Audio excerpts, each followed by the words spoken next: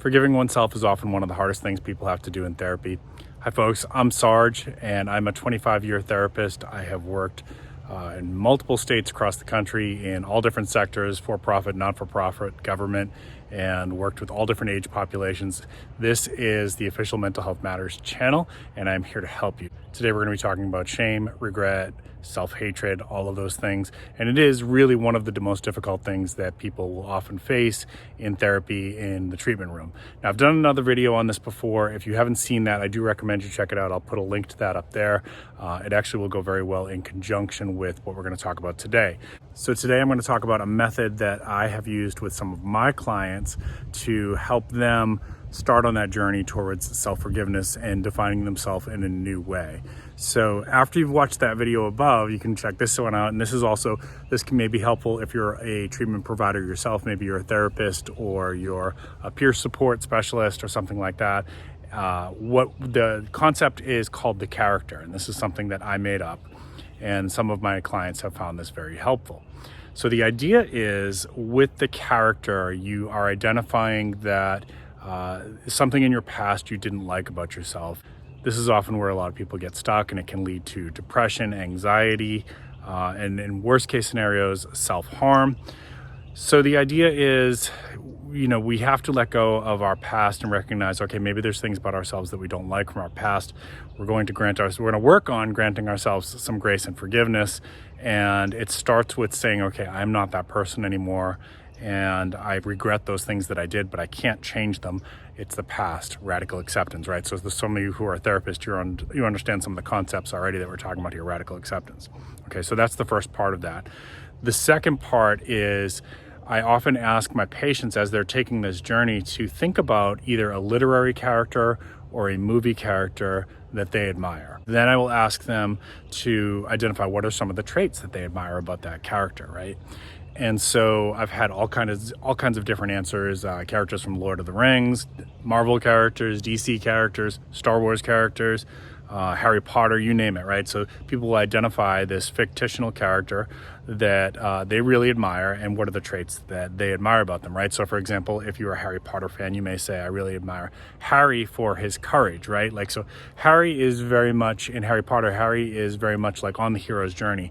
He's trying to do these wonderful things to save that universe, but he also fails a lot along the way, and he gets help from some great allies along the way, and it's part of his journey.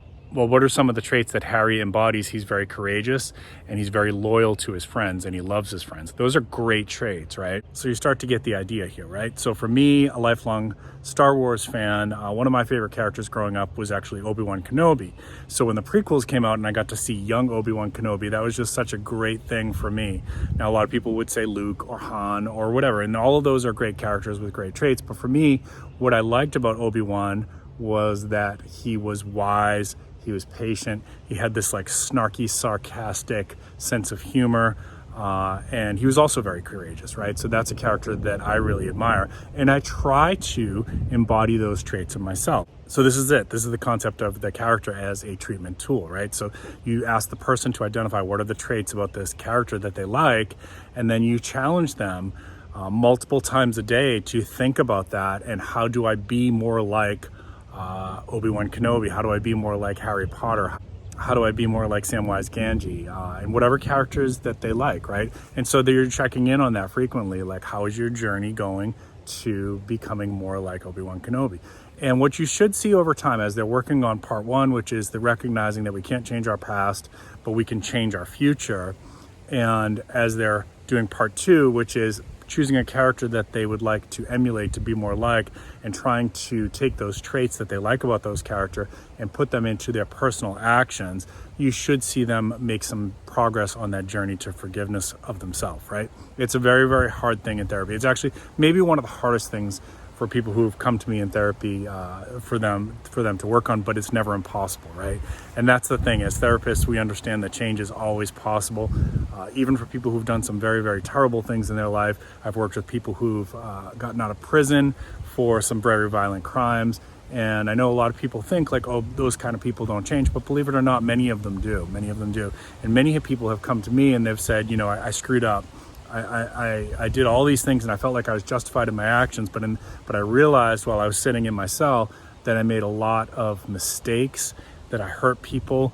My family had to do without me for several years, and I don't want to go back. I don't want to do those things again, right? So that's the idea of that, they're coming to you with this idea of, okay, I want to change, but I can't, having a hard time forgiving myself for all these horrible things that I did, right? And you can help them, and then they're going to become a better version of themselves, which we as therapists, we always believe that everybody is capable of change. Everybody is capable of their own personal evolution, all right? Hey, listen, I hope you found this helpful. Always check the description. Sometimes I throw things in there that might be helpful for you.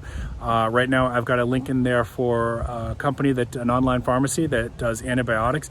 I do personally recommend that everybody has an emergency store of antibiotics. You've seen in the last few years with supply chain breakdowns, things like that.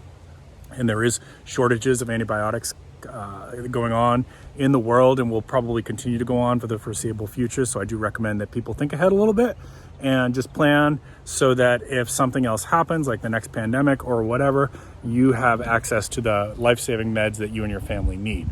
Check that out down in the description down below. Let me know in the comments if you enjoyed this. If you're new to the channel, please consider subscribing. And if you've got anything of value out of this at all, please consider giving me a thumbs up and sharing with somebody out there who may benefit from this. At the time of filming this channel is not monetized, and I'm not sure if it ever will be monetized. That's not why I'm doing this right now. Right now, I'm just trying to get information out, share my 25 years of experience, share my knowledge of mental health to help as many people out there as we can. All right? Y'all stay safe out there. I'll see you next time.